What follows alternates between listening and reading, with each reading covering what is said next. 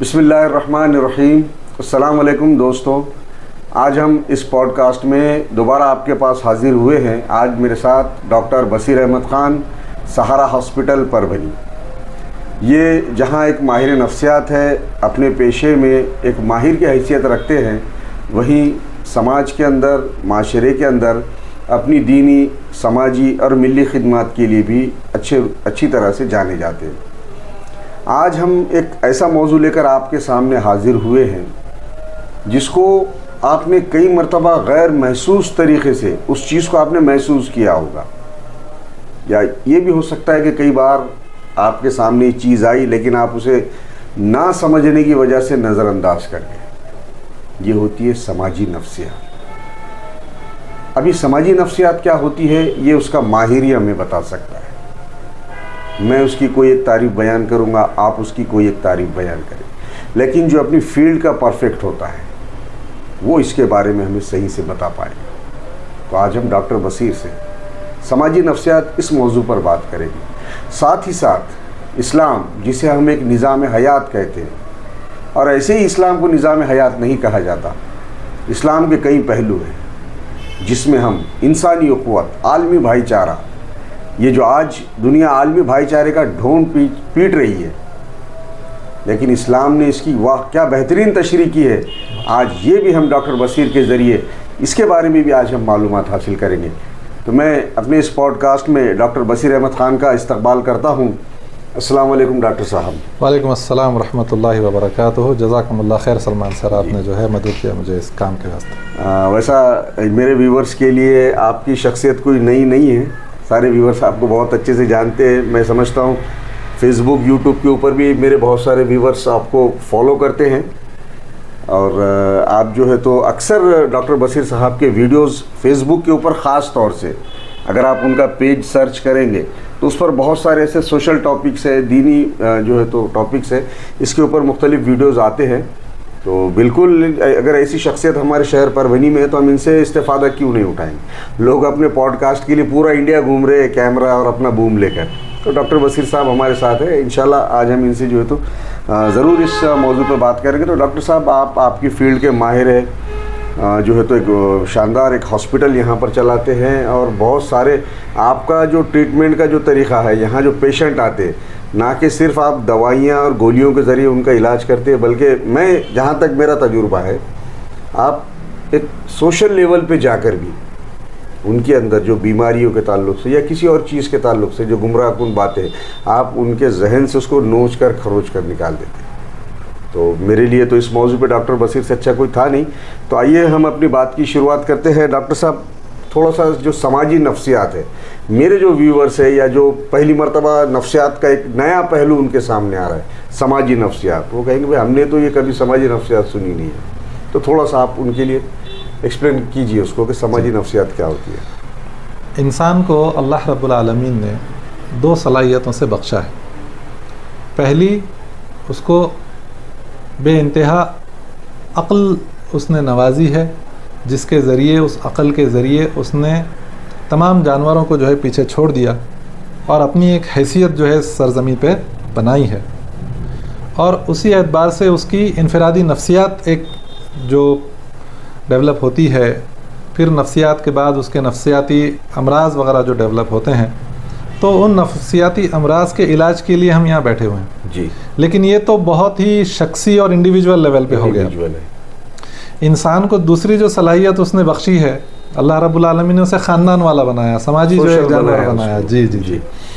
और इंसान जो है अपनी पहचान अपने समाज से, अपने अतराफ़ के लोगों से जो है डिफ़ाइन करता है। ओके। अब अगर हम इस समाज में रह रहे हैं तो आप अगर पूछोगे कि भाई आप कहाँ रहते हो, तो हम बोलेंगे भाई हम दरगाह रोड पर रहते हैं। तो दरगाह रोड का एक जो है अपना समाजी खाका जो है बना हुआ है, तो इलाक़ाई एतबार से हम अपने आप को डिफ़ाइन करते हैं। आप कहाँ रहते हो, भाई हम इकबाल कॉलोनी वाले हैं, कोई धार रोड वाले, इस तरह से। शहर से बाहर जाएंगे, आप किसी दूसरे शहर में जाएंगे, भैया आप कौन हो, तो हम परवनी से आए, परवनी करें। तो इस एतबार से, तो ये इलाक़ाई एतबार से जो है डिफ़ाइन करना हो गया। इसी तरह से रंग, हसब, नसब, ख़ानदान, कबीला, इस तरह से हमने अपने आप को जो है कई अलग अलग समाजी खाकों में ढाला हुआ है, और हमारे समाजी ग्रुप्स, समाजी बिरादरियाँ ये बनी हुई हैं। इसमें अल्लाह रब्बुल आलमीन ने कुरान में फरमाया कि हमने तुम्हें अलग अलग समाजों में बांटा है ताकि तुम एक दूसरे को पहचानो, एक दूसरे की शनाख्त तुम कर सको। उस एतबार से अलग अलग समाज और अलग अलग ग्रुप्स जो बने हुए हैं, इन समाजों का, इन ग्रुप्स का भी अपना एक बिहेवियर होता है। ओके। और अब ये इंडिविजुअल बिहेवियर से, इंडिविजुअल साइकोलॉजी से उस सामाजिक ग्रुप की साइकोलॉजी अलग होती है। और उसकी एक सिस्टमेटिक स्टडी, उस ग्रुप की सिस्टमेटिक स्टडी, उसके नफ्सियात की, कि वो ग्रुप किस तरह से बिहेव कर रहा है, इसे सोशल साइकोलॉजी कहते हैं। ओके। अब इसमें यह है कि इनफरादी शख्स की तो अपनी जगह नफ्सियात है ही है, लेकिन वो ग्रुप किस तरह से बिहेव कर रहा है, उसके क्या खूबियाँ हैं, उसकी क्या खामियाँ हैं, उसमें क्या ख़राबियाँ हैं, क्या बीमारियाँ हैं, ये तमाम अगर जो एक साइंटिफिक वे में अगर स्टडी किया जाए तो उसे हम सोशल साइकोलॉजी का नाम देते हैं। ओके। इसी सोशल साइकोलॉजी को समझने के लिए कई एक्सपेरिमेंट्स भी किए जा चुके हैं कि इंसान समाज में जब रहता है तो किस तरह से बिहेव करता है। और ये एक्सपेरिमेंट्स अगर आप देखेंगे, मशहूर एक्सपेरिमेंट्स जो हुए हैं 1930 से चल रहे हैं। 1950 में प्रोफेसर सोलोमन एश के भी काफ़ी मशहूर एक्सपेरिमेंट्स हैं। इन एक्सपेरिमेंट्स में से एक तजुर्बा जो है मैं थोड़े से फ़र्क के साथ आपके सामने इंशाल्लाह शेयर करता हूँ कि सोशल साइकोलॉजी इंडिविजुअल पे किस तरह से, एक शख्स पे किस तरह से असर करती है।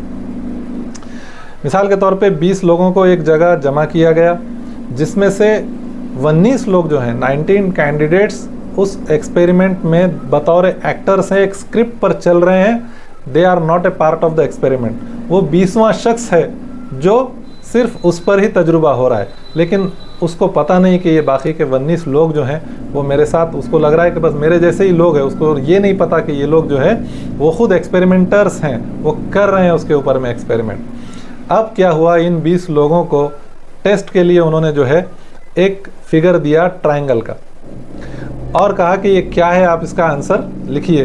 मैं बड़ा आसान करके बता रहा हूँ किस तरह से अलग अलग एक्सपेरिमेंट्स वो आप देख सकते हैं। तो ये 19 के 19 जो एक्टर्स हैं वो लिखते हैं कि ये स्क्वायर है।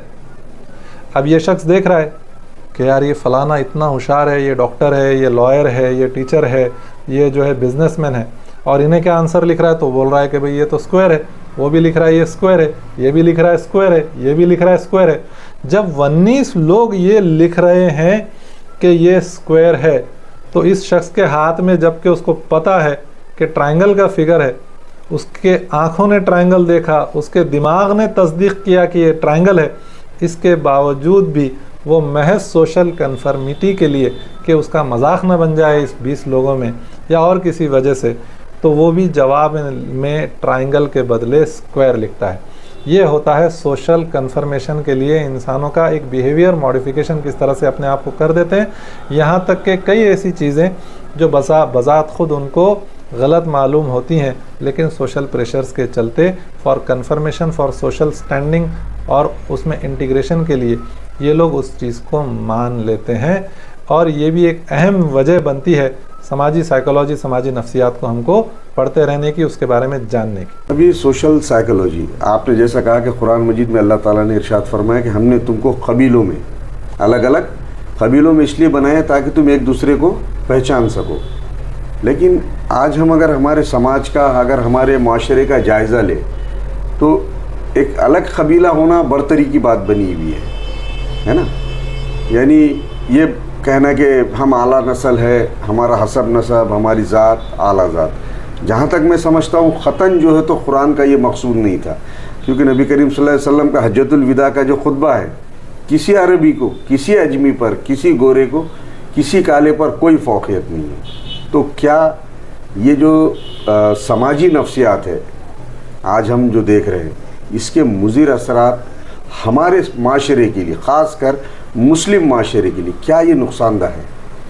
समाज में कई खूबियाँ भी होती हैं, इसी तरह समाज में कई खामियाँ भी होती हैं। समाजी एतबार से अगर हम देखें, कई मरतबा समाजी एतबार से छोटे छोटे ग्रुप्स ने बहुत बड़े बड़े कारनामे अंजाम दिए हैं, यहाँ तक कि रेवोल्यूशंस लेकर आए हैं। एक बहुत छोटा तबका था जो मुसलसल मेहनत करता चला गया और उसके बाद जो है पूरे के पूरे मुल्क भर में उन्होंने बहुत बड़ी तब्दीली लेकर आ गई। अब हमारे लिए मिसाल अल्लाह के रसूल सल्लल्लाहु अलैहि वसल्लम और मक्का के मुहाजिर है, जो मुश्किल 200-250 घर हैं साहब जी। लेकिन उन्होंने जो रेवोल्यूशन लेकर आया, जो बर्पा किया उस एक छोटे से तबके ने, वो तो हम आज देखते हैं कि तकरीबन जो है 75% दुनिया का हिस्सा उन्होंने जो उस वक्त में जो है उसके ऊपर फतह पा ली थी। खूबियाँ जिस तरह से जो है उभर कर आती हैं समाजी एतबार से, खामियाँ भी उस तरह से उभर कर आती जी। समाजी एतबार से ग्रुप बिहेवियर अगर हम देखेंगे तो मैं आपको जो है एक मिसाल लेता हूँ जो हम परभनी में देखते हैं नशे को लेकर। ओके। नशे को लेकर ये है कि एक पर्टिकुलर ग्रुप में, जैसे जिम गोअर्स जो हैं, जो जिम जाते हैं पूरा का पूरा, उस तबके में आप देखेंगे टर्मिन का नशा ज़्यादा आम है। जी हाँ, ठीक है। हाँ, वो जिम वाले हैं वो उसका ही नशा, उसी का नशा करेंगे। ठीक है। तो इस तरह से जो है उनमें खामियां भी नज़र आती हैं जी। इस तरह से अलग अलग ग्रुप्स बने हुए हैं, सोशल ग्रुप्स बने हुए हैं, इकोनॉमिक ग्रुप्स बने हुए हैं, पॉलिटिकल ग्रुप्स बने हुए हैं। सियासी ग्रुप को जब ताकत मिल जाती है और बहुत ज़्यादा बेवकूफ़ाना लोग, जैसे अंधभक्त जिसे कहते हैं, वो जब जुड़ जाते हैं तो वो ऐसे स्टूपिड हरकतें करके बहुत ज़्यादा नुकसान भी कर सकते हैं। तो ये भी हम जो है देखते हैं कि बड़े बड़े जो है राइट्स है जिसमें जो है दो ग्रुप्स को भिड़ाकर आपस में जो है उनमें कत्ल गारतगिरी और नुकसान करना, ये भी जो है इसका एक पहलू है। तो इसके कुछ अच्छे फ़ायदे की भी कुछ चीज़ें हैं और कुछ बहुत बड़े बड़े समाजी एतबार से जो है बहुत बड़े बड़े नुकसान भी हो सकते हैं।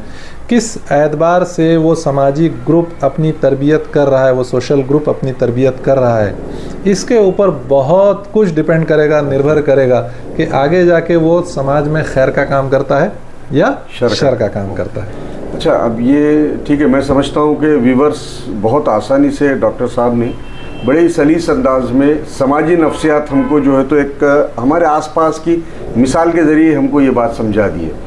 अब मैं आपसे जानना चाहूँगा कि समाजी नफ्सियात को लेकर इस्लाम हमारी किस तरह से रहनुमाई करता है। कोई एक एग्जाम्पल के ज़रिए भी आप जो है तो इसको मेरे व्यूवर्स की आसानी के लिए।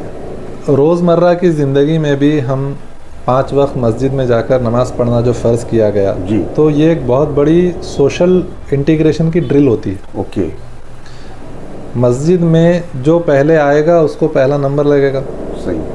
चाहे कोई भी हो, चाहे कोई छोटा काम करने वाला हो या चाहे कोई बादशाह। अगर कोई मजदूर है जो लेबर काम कर रहा है, साफ़ सफाई का काम कर रहा है, अगर वो पहले आ गया, अब वो पहली सफ में रहेगा, इमाम के सीधे पीछे, बिल्कुल पीछे खड़ा हो सकता है। और अगर आखिर में आने वाला कलेक्टर भी रहेगा, फिर वो VVIP भी रहेगा, पीछे भी जगह मिल जाए तो उसको जो है, हाँ, जुमा के दिन तो उसको आखिर सफ में भी जगह मिल जाए तो गनीमत, वरना वज़ू खाने के पास उसको नमाज पढ़नी पड़ेगी। हालांकि बाहर उसके लिए जो है गाड़ी VVIP की खड़ी हुई है और उसके 2 संतरी जो है उसके लिए गार्ड जो है वो बंदूक वाले खड़े हुए हैं, लेकिन अब नमाज कहाँ पढ़नी है क्योंकि लेट हो गया, वज़ू खाने के लिए। तो ये एक बहुत अच्छी ड्रिल रोज़मर्रा की ज़िंदगी में भी हमें जो है ये देखने को मिलती है। आलमी एतबार से सालाना ड्रिल भी इस्लाम में ली जाती है जो मौका हज है जी। इस हज के दौरान तमाम आलम से लोगों को जो है एक जगह जमा किया जाता है, एक ही तलबिया उनसे पढ़वाया जाता है, एक ही सफ़ में खड़े हो गए। महमूद व अयाज का मामला आप देखने को, बंदा रहा ना कोई बंदा नवाज, ठीक है। तो ये सब चीज़ें जो है हमको ये देखने को मिलती है, जहाँ गोरा काला, कोई कम कद का, कोई ज़्यादा कद का, किसी की नाक जो है खड़ी, किसी की नाक उतनी अच्छी ना रहना, हर एतबार का हर तबके का शख्स आपको वहाँ मिल जाएगा, एक ही लिबास मिल जाएगा, एक ही हुलिये में कि अब अनस्टिच 2 पीस ऑफ क्लोथ से बस अब राजा रहो कि रंग रहो, आप वहाँ पे फ़र्क नहीं कर पाएंगे कि कौन जो इसमें से। तो ये समाजी ड्रिल जो है, ये समाजी सोशल साइकोलॉजी की ड्रिल, सालाना ड्रिल हज के दौरान ये कराई जाती है, जिसमें तलबिया भी बुलवाया जाता है। तलबिया के, अभी आपने तलबिया का जिक्र किया, इस पर से एक बात मुझे याद आई। डॉक्टर साहब की एक पोस्ट, शायद मैं समझता हूँ 2-3 दिन पहले कुछ आपने तलबिया के ऊपर एक पोस्ट की थी। यकीन मानिए मैं उस पोस्ट को देखने के बाद कई घंटों तक उसके ऊपर सोचता रहा। मैं, आप मेरी स्क्रीन पर साइड में देखिए, मैं आपको पोस्ट का स्क्रीनशॉट लगा रहा हूँ, स्क्रीन पर आपको साइड में नज़र आ रहा होगा। आप उसके अंदर देखिए कि एक काले रंग का शख्स है, वो उसकी नमाज जनाजा पढ़ाई जा रही है और साथ में उसके और 2-3 जनाजे भी रखे हुए हैं। लेकिन आप गौर करेंगे कि 3 जनाजे तो ढके हुए हैं, चौथा जो जनाजा है उसके चेहरे पे कपड़ा नहीं है और बिल्कुल एहराम की हालत में वो लेटा हुआ है। तो जब मैंने इस तस्वीर को देखा, यकीन मानिए मैं घंटों इसके बारे में सोचता रहा। आज हमारे माशरे में, हमारे समाज के अंदर काले लोगों को आज भी यूएनओ होने के बावजूद भी वो दर्जा, इंसानी हुकूक या इंसानी दर्जे उनको आज भी नहीं मिले। सिर्फ़ और सिर्फ इस्लाम ने ही उनको ये दर्जा दिया। आप देखिए फ़तेह मक्का के बाद हज़रत बिलाल रज़ियल्लाहु ताला अन्हु नबी करीम सल्लल्लाहु अलैहि वसल्लम के कंधों के ऊपर खड़े हुए और काबे पे चढ़े। आप बताइए किसी और को ये सादत कहाँ नसीब हुई? इस्लाम ने उनको ये मुकाम पहुँचाया। तो मैं आपको ये बता रहा था कि डॉक्टर साहब की जो पोस्ट है उसके ऊपर उन्होंने लिखा कि ये शख्स एहराम की हालत में इंतकाल कर गया और क़यामत के रोज़ जब सब बदहवासी के आलम में होंगे, जब सबकी आंखें पथराई हुई होंगी, सबके दिल फटे हुए होंगे, सब बिल्कुल मादर ज़ाद नंगे खड़े होंगे, बग़ैर खतना के खड़े होंगे। कुरान मजीद में अल्लाह ताला ने कहा कि जिस तरह तुम पहले पैदा किए गए थे उसी तरह हमारे पास लौटाए जाओगे। तो ये इसी मंजर के लिए तो कहा था। लेकिन डॉक्टर साहब की एक लाइन नीचे की, जब ये शख्स अपनी खबर से उठेगा तो तलबिया पढ़ता हुआ उठेगा, लब्बैक अल्लाहुम्मा लब्बैक ला शरीका लब्बैक। मैं यकीन मानिए आप, मैं सोचता रह गया इस पोस्ट के ऊपर। कई बार मैंने सोचा, और अब ये खैर पॉडकास्ट के अंदर बोलने वाली बात नहीं, लेकिन जिस वक्त मैं सोया यही सोचते सोचते सो गया। रात में ख्वाब के अंदर मैंने मदीना मुनव्वरा और मस्जिद नबी की ज़ियारत की। माशाअल्लाह माशाअल्लाह। क्योंकि मेरा पूरा जहन के इस्लाम ने किसी के आला होने, किसी के अफजल होने के लिए क्या पैमाना रखा है? सिर्फ तकवा। आप किस नस्ल में पैदा हुए, किस ख़ानदान में पैदा हुए, ये कोई मायने नहीं रखता अल्लाह के नज़दीक। अल्लाह के नज़दीक जिसका तकवा ज़्यादा है वो अल्लाह के नज़दीक अफजल है। तो डॉक्टर साहब ये तलबिया के बारे में थोड़ा सा मुझे जो है, तो आपने जो पोस्ट शेयर किए थे, जिस तरह मैंने सोचा आपने भी कुछ ना कुछ सोच कर ही इस पोस्ट को शेयर किया होगा। तो बस मुझे इसके बारे में, आपके इस पोस्ट के बारे में आपके ख्यालात बताइए। जैसे मैंने पहले कहा कि एक सोशल ड्रिल है, एक समाजी नफ्सियात की तरबियत के लिए एक मंजर कशी की गई है, और जिसमें ये तलबिया का जो है लफ्ज़ बार बार दोहराना जिसकी फ़जीलत है। तलबिया के अल्फाज कुछ इस तरह से हैं, लब्बैक अल्लाहुम्मा लब्बैक लब्बैक ला शरीका लक लब्बैक इन्नल हम्द व निअमत लक वल मुल्क ला शरीका लक। एक मैं आपको थोड़ा सा डिस्टर्ब करूंगा जी प्लीज़। नेक काम तो और दूसरे भी बहुत सारे हैं। जी जी जी। वो करता हुआ भी अगर आदमी, जैसा शहीद है जी, वो जब उठाया जाएगा तो अपने खून आलूद कपड़ों के साथ उठेगा। जी, जी, जी। ये क्योंकि अब ये बात हदीस में आ चुकी, इसलिए मैं उसको बयान कर रहा हूँ। और बहुत सारे दूसरे काम है। अल्लाह को ये तलबिया इतना क्यों पसंद है? जी, मतलब कुछ तो उसके मायने, मतलब के अंदर कुछ तो चीज़ होगी जो अल्लाह ने मरने के बाद क़यामत की उस हौलनाकी में भी वो बंदा वही पढ़ता हुआ उठेगा। तो आप थोड़ा मेरे व्यूवर्स के लिए तलबिया का जो मतलब, उसके अंदर जो मफहूम छुपा हुआ है कि क्यों अल्लाह इतना पसंद करता है उसको, वो थोड़ा मेरे व्यूवर्स के लिए। इसके लिए हमको थोड़ा सा माजी में जाना पड़ेगा, और हज़रत इब्राहीम अलैहिस्सलाम के नक्श कदम पे ये चल रहे हैं, जिनको अल्लाह रब्बुल आलमीन ने खलीलुल्लाह का लक़ब दिया कि वो अल्लाह के खलील हैं। ये उनकी खुसूसियत है। बेशक। और जो भी उनके नक्श कदम पे अब चलेगा, अल्लाह रब्बुल आलमीन उससे वैसी ही बेइंतहा बेपनाह मोहब्बत करेंगे। वाह वाह। उसका ये असल जो निस्बत जो जुड़ती है जाकर हज़रत इब्राहीम अलैहिस्सलाम से जुड़ती है। अच्छा। और उनको हुक्म दिया गया कि तुम आवाज़ लगाओ लोगों को कि वो इस घर के तवाफ़ के लिए आएँ, और उन्होंने आवाज़ लगाई, अल्लाह ने तमाम आलम तक पहुँचाई, और उनकी उस आवाज़ पर, उस सदा पर हम लब्बैक बोल कर जाते हैं। The question was posed by Hazrat Ibrahim alayhis salam, and we posed the answer. लब्बैक। लब्बैक उसका जवाब है। ओके। और अल्लाह रब्बुल आलमीन को तमाम इबादतों में सबसे ज़्यादा महबूब ये चीज़ है कि बंदा मेरे साथ किसी को शरीक ना करे। बेशक। इसीलिए तलबिया में लफ्ज़ आते हैं ला शरीक लक। ला शरीक, पहले ला देखिए। हाँ। मतलब आप अल्लाह के अजमत बयान कीजिए, मगर उससे पहले इनकार कीजिए कि सब पीछे छोड़ कर आए हो, कि अब मैंने अपने तमाम आलिहा को छोड़ दिया, उनको तर्क कर दिया। नफ्स खुद किसी का इला है कि अपने नफ्सानी ख्वाहिशात की इबादत कर रहा है, किसी का इला नफ्स पीछे चल रहा है, किसी का माल अपना जो है माबूद बन गया है, ठीक है, किसी का हसब नसब अपना माबूद बन गया है, किसी को मुल्क अपना किसी ने माबूद बनाकर तस्लीम कर लिया है, किसी ने मूर्ति को तस्लीम कर लिया, किसी ने झाड़ पहाड़ बंदर झरने, किसी ने मुर्दों को, किसी ने दरगाहों को, आस्थानों को अपना माबूद तस्लीम कर लिया। तो इस तरह से जो है ये तमाम चीज़ों को तर्क करके हम ला शरीक लक बोलकर आए हैं। उसके बाद इन्नल हम्दा के तारीफ़ तो सिर्फ़ और सिर्फ उस रब की है। गोरे की तारीफ़ नहीं, मालदार की तारीफ़ नहीं, कोई साहब बहुत बड़े कितने भी बड़े हो जाएंगे तारीफ़ उनकी नहीं। हकीकी तारीफ़ इन्नल हम्दा, हकीकी तारीफ़ सिर्फ़ और सिर्फ किसकी है? अल्लाह की। वो अल्लाह ही की है, बेपनाह तारीफ़ अल्लाह ही की है। इन्नल हम्दा, और ये तमाम नियामत वन नियामत ये उसी का अतिया है और उसी की शुक्रगुजारी। बेशक कोई और हाजत रवा नहीं, कोई और मुश्किल कुशा नहीं, कोई देने वाला नहीं, कोई सम्राट नहीं, हृदय सम्राट नहीं, कोई भूषण नहीं रहा, कुछ नहीं। ये तमाम का तमाम अतिया सिर्फ और सिर्फ अल्लाह का है।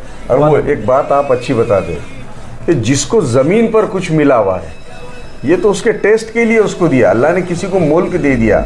हम यहाँ कह रहे हैं कि सब कुछ अल्लाह का है, फिर ये मुल्क, ये आप एक्सप्लेन कीजिए डॉक्टर साहब। क्योंकि तलबिया का ये आखिरी जो लफ्ज़ है लकवल मुल्क, लकवल मुल्क, कोई अपने आप को इसका मालिक ना समझे, मालिक ना समझे, कोई इस पर लकीरें ना खींचे, कोई यहाँ किसी दूसरे इलाके से आता है तो उसको प्रताड़ित ना करे। ठीक है, क्योंकि ये सब एक तरफ तो कहते हैं वासुदेव कुटुंबकम और दूसरी तरफ फौरी तू रोहिंग्या है, बांग्लादेशी है बोल के झूठ बोल देते सब। तो ये तजाद जो है इस्लाम ने ख़त्म कर दिया। ठीक है, इस्लाम में कोई जोग्राफियाई बॉर्डर्स नहीं है। जब बारिश गिरती है तो हिंदू के खेत पे भी गिरती, मुसलमान के खेत पे भी गिरती। अल्लाह ने अपनी नियामतों में किसी किस्म का कोई भेदभाव नहीं रखा। इसीलिए हम भी किसी भी इंसान को रंग, हसब, नसब, तू लकीर के इस तरफ का है, ड्यूरेंट लाइन के इस तरफ का है, साइक्स पिको लाइन के इस तरफ का है, इस एतबार से हमने भी किसी के साथ भेदभाव नहीं करना है। वासुदेव कुटुंबकम अगर प्रैक्टिकली उसको इम्प्लीमेंट करना है तो वो इम्प्लीमेंटेशन समाजी एक ड्रिल वो हज के दौरान ही होती है। इसके अलावा आप बाकी कहीं पे भी जाएंगे, वीआईपी के एंट्री अलग, टिकट अलग, लाइन अलग, सिक्योरिटी अलग, और अगर कोई गैर वीआईपी जाता है तो फिर वो धक्के खाए और वहाँ से निकाला जाए। ठीक है, इस्लाम में ये नहीं है। मैं ख़ुद अपना तजुर्बा बताता हूँ। मुझे अल्हम्दुलिल्लाह बेफज़ल ताला पिछले महीनों में हज की सादत नसीब हुई और काबतुल्लाह को छूने की, गिलाफ को छूने की, हजर अस्वद के बोसे की तक सादत नसीब हुई है। और मेरे बीच में किसी ने रुकावट पैदा नहीं की कि तुम तो जो हिंद से आए हो और ये अरबी है इसको आगे किया जाएगा, ये मसरी है इसको आगे किया जाएगा। नहीं, ऐसा नहीं है। और मेरे साथ जिन लोगों ने हजर अस्वद का बोसा लिया मुझसे पहले भी, तो वो लोग तो काले हबशी थे, हो सकता है अफ्रीका के किसी ममालिक से आए हो। उनके साथ मैंने कई तस्वीरें भी खिंचाई, वो आप जो देख सकते हैं इंशाल्लाह हम तस्वीरें इसके अंदर डॉक्टर साहब की हमने हज के मौके की तस्वीर आपको स्क्रीन पर नजर आ रही है, जिसमें जो है हमने सोमालिया के भी मुसलमानों से मिले, इथियोपिया के मुसलमानों से मिले, सूरिया कहते, सीरिया नहीं कहते हैं वो लोग, सूरी कहते हैं, सूरिया से मिले, मसरी कहते हैं, मसर के मिले हैं, किर्गिस्तान से जो है लोग आए हैं, उनके साथ में भी आप जो है कई तस्वीरें देख सकते हैं। तस्वीरें तो बहुत कम लोगों की निकाली है, लेकिन मुलाकात तकरीबन जो है बोस्नियन मुसलमानों से, माशाल्लाह जो मुजाहिद है बोस्निया के, उनसे भी मुलाकात करने का अल्हम्दुलिल्लाह शर्फ हासिल हुआ है। और भी आलम के कई मुसलमानों से, मोर दैन 52 कंट्रीज से वहाँ पे लोग आते हैं। तो ये समाजी ड्रिल देखने को मिलती है जहाँ पे हर कोई सिर्फ और सिर्फ 2 अनस्टिच्ड पेयर ऑफ क्लोथ्स, ठीक है, और साथ में जो है वो लोग सब के सब तलबिया जब पढ़ते हैं, ये वही मंज़र है जिसको सूरह हज में क़यामत के मंज़र से जोड़ा गया। और इसीलिए जब ये लोग उस एहराम की हालत में जब मरते हैं तो उनका चेहरा भी खुला होता है, नमाज जनाजा के वक्त उनका चेहरा भी ढका नहीं जाता है। और क़यामत में वो लोग जिस तरह एहराम की हालत में मरे, उसी तरह एहराम की हालत में तलबिया पढ़ते हुए जो है वो उठाए जाएंगे। जबकि क़यामत की हौलनाकी का मामला ये है कि ऊँटनियाँ जो हामिला ऊँटनियाँ हैं, लोग उनको भूल जाएंगे। मिसाल दी गई है अरब के अंदर, ऊँट बड़ा कीमती जानवर, माएँ अपने रहम को निकाल लें, माएँ अपने हमल को, मतलब वो उसकी हौलनाकी से उनका हमल गिर जाएगा। ऐसे में आप इमेजिन कीजिए कि कोई बड़ी शान से अपनी खबर से उठ रहा है, लब्बैक अल्लाहुम्मा लब्बैक, माशाअल्लाह माशाअल्लाह, बहुत बड़ी बात, बहुत बड़ी सादतमंदी की बात है। अल्लाह ताला हमको भी जो है तो बिल्कुल, हमारी भी ख्वाहिश है कि अल्लाह ताला हमको भी ऐसी जो है तो मौत दे कि क़यामत के दिन हम भी इस तरह से सुरखरू हो सके। जी जी जी। तो दोस्तों, ये थे डॉक्टर बसीर अहमद ख़ान, जिससे हमने बड़ी सैर हासिल गुफ्तगू की समाजी नफ्सियात और इसका किस तरह से इस्लाम हमारी समाजी नफ्सियात को लेकर किस तरह से रहनुमाई करे। एग्ज़ाम्पल्स आपके सामने रही। सबसे बेहतरीन ड्रिल नमाज, और इसका ही एक दूसरी शक्ल हज का मौका है। बेशक ना कोई वो शेर आपने सुना है डॉक्टर साहब, महमूद अयाज वाला, एक ही सफ में खड़े हो गए महमूद अयाज, ना कोई बंदा रहा ना बंदा नवाज। यकीनन अगर हम चाहते हैं कि इस मुल्क के अंदर या इस दुनिया के अंदर अगर अमन हो, अगर शांति हो, मसावत हो, इंसानी उख़्वत हो, तो लोगों को इस्लाम को अपनाना ही पड़ेगा। सिर्फ़ एक मज़हब नहीं, एक दीन के तौर पर अगर हम इस्लाम को अपनाएंगे तभी इस्लाम के असल बरक़ात हमको जो है तो इस दुनिया में नज़र आएंगी। इंशाअल्लाह अगली मरतबा आपकी ख्वाहिश पर अगर आप चाहते हैं किसी मौजू पर डॉक्टर साहब से बात करना चाहते हैं तो कमेंट के अंदर जो है तो हमें बताइए कि किस मौजू पर आप डॉक्टर साहब को सुनना चाहेंगे। इंशाअल्लाह नेक्स्ट पॉडकास्ट आपके कमेंट के ऊपर ही रहेगा। तब तक के लिए इजाज़त दीजिए। अस्सलाम वालेकुम। वालेकुम अस्सलाम रहमतुल्लाहि व बरकातहू।